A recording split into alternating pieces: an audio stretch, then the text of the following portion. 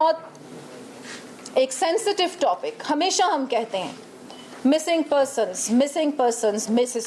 Persons, اور بلوچستان کے حوالے سے بہت زیادہ اس بات کو ہائی لائٹ بھی کیا جاتا ہے۔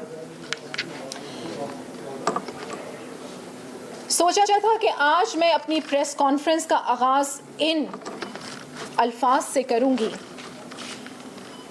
کہ we are the servants of the public, چاہے وزیر اعلیٰ، چاہے پرائم منسٹر، چاہے پریزیڈنٹ، ہم اگر ان عہدوں پہ فائز ہیں تو اپنی پبلک کے لیے فائز ہیں، to develop you, to promote you and to secure you.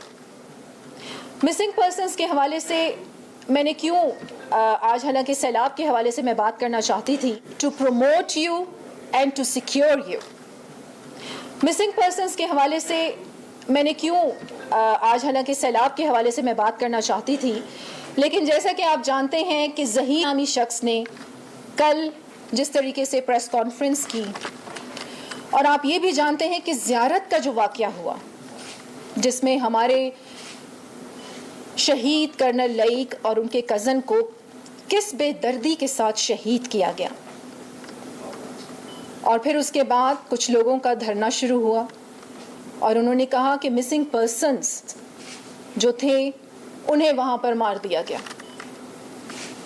یہ بات بڑی سینسٹیو ہے اور مجھے پتا ہے کہ اس کے آفٹر ایفیکٹس کیا ہو سکتے ہیں، لیکن بحیثیت مسلمان مجھے اس بات پہ بلیو ہے کہ عزت، ذلت، زندگی، موت سب کچھ میرے اللہ کے ہاتھ میں ہے۔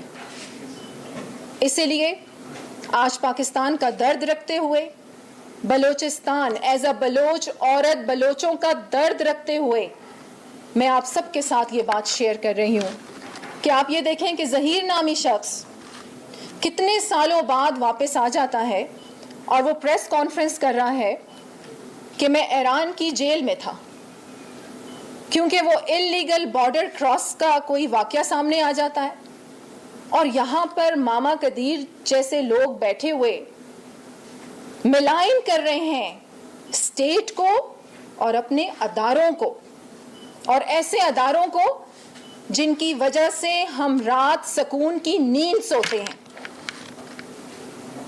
ظہیر تو واپس آ گیا، اور وہ جو زیارت کا آپریشن تھا، مجھے آپ یہ بتائیں کہ جس بے دردی سے کرنل لئیک کو اور ان کے کزن کو شہید کیا جاتا ہے، سیکیورٹی ایجنسیز، قانون نافذ کرنے والے ادارے اس علاقے کو گھیرے میں لے لیتے ہیں، اور پھر اس کے بعد آپریشن ہوتا ہے، اور پھر ایک اہلکار سیکیورٹی نافذ کرنے والے اداروں کا وہ بھی شہید ہوتا ہے۔ اور کتنے شہید ہوئے؟ ہم مسنگ پرسنز کی تو بات کرتے ہیں، لیکن ہم کب ان شہداء کی بات کریں گے؟ کیا ان کے بچے، کیا ان کے گھر والے، ان کے ماں باپ نہیں ہیں؟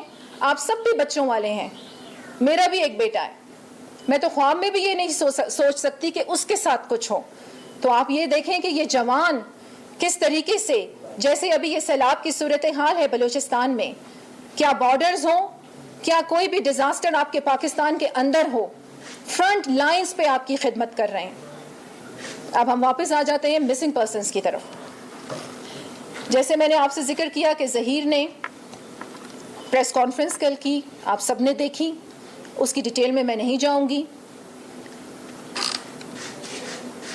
جو لوگ اعلی کار بنے ہوئے ہیں، بیرونی سازشوں کا شکار ہیں، چند لوگ ہیں، ہم چاہتے ہیں کہ وہ ہمارے اپنے لوگ ہیں اور وہ ان سازشوں کو سمجھیں اور بیرونی سازشوں کا اعلی کار نہ بنیں۔ اس سے ان کی اپنی سرزمین کا نقصان ہے، بلوچستان کا نقصان ہے، بلوچوں کا نقصان ہے۔ آپ اگر آئیں، میں آپ سب کو دعوت دیتی ہوں کہ آپ بلوچستان آئیں اور آپ بلوچ بیلٹ میں جائیں۔ آپ دیکھیں کہ بنیادی سہولتیں تک ہمارے پاس نہیں ہیں۔ کیوں نہیں ہیں؟ انہی لا اینڈ آرڈر کی سچویشن کو ڈیل کرتے کرتے حکومت بلوچستان جیسے کہ آپ جانتے ہیں کہ ابھی اس پہ جوڈیشل کمیشن بنا دیا گیا ہے. اور حکومت بلوچستان نے یہ اسٹیپ کیوں اٹھایا؟ ہم یہ سمجھتے ہیں اور چیف منسٹر کا یہ ویژن ہے کہ جو حکومت ہوتی ہے اور جو وزیر اعلیٰ ہوتا ہے وہ اپنے صوبے کا باپ ہوتا ہے، میننگز والد ہوتا ہے، پیرنٹس ہوتا ہے. کیوں میں نے یہ تشبیہ دی آپ کو؟ اس لیے تشبیہ دی کیونکہ باپ اپنے بچوں کو سنبھال کے رکھتا ہے. اور بچے کون؟ ہماری پبلک اور ہمارے انسٹیٹیوشنز. جوڈیشل کمیشن کیوں بنایا گیا؟ تاکہ جو بھی لوگوں کے دلوں میں غلط فہمی ہے اسے دور کیا جائے، انکوائری کی جائے.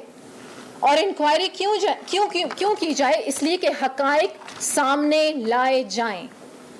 یہاں آنے سے پہلے مجھے یہ کہا گیا کہ مسنگ پرسنز کے حوالے سے بات کرنے آپ جا رہی ہیں، یہ بہت سینسیٹیو ایشو ہے. میں نے کہا یہ مسنگ